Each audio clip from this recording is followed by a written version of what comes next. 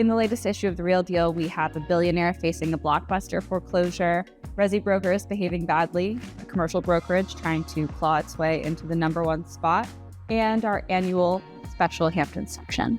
Keep watching for insights into a few of those stories and check them all out online now and on doorstep soon. It's the start of the season in the Hamptons. Tell me a couple things that you're looking out for as we go into this high season. Yeah, so the biggest thing out in the Hamptons right now is inventory levels. It's been about 2 years now of pretty tight inventory. It's the same story that we're seeing in other markets.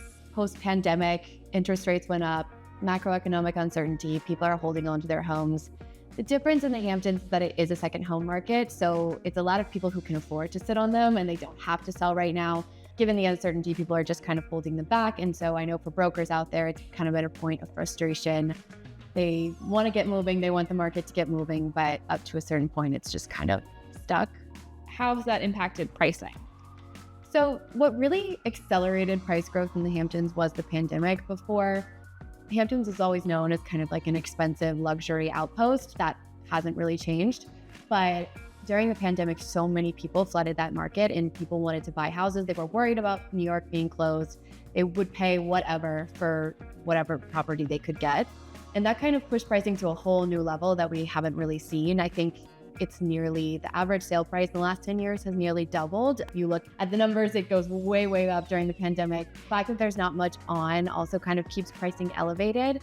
On the flip side, you do kind of see these huge estates that pop up every now and then, and they sit there and nobody buys for those like record-setting prices. So we're watching some of those really big estates, those big price estates, to see if they're actually going to sell for what they're asking. And it seems like at the same time as you have these high prices and low inventory, you're also getting a lot of brokers and brokerages planting new flags out there. Is that true? Definitely. There's a lot of new players that have entered the market since 2022, I would say. Sarah Hand, Adam Maudlin, people that probably would have referred their New York City business out there before are now having boots on the ground and they're selling their own homes out there.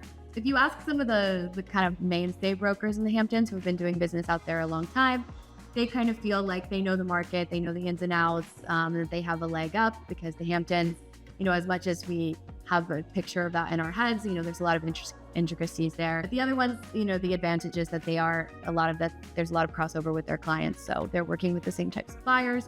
And so they think now is a good time to kind of cement their presence.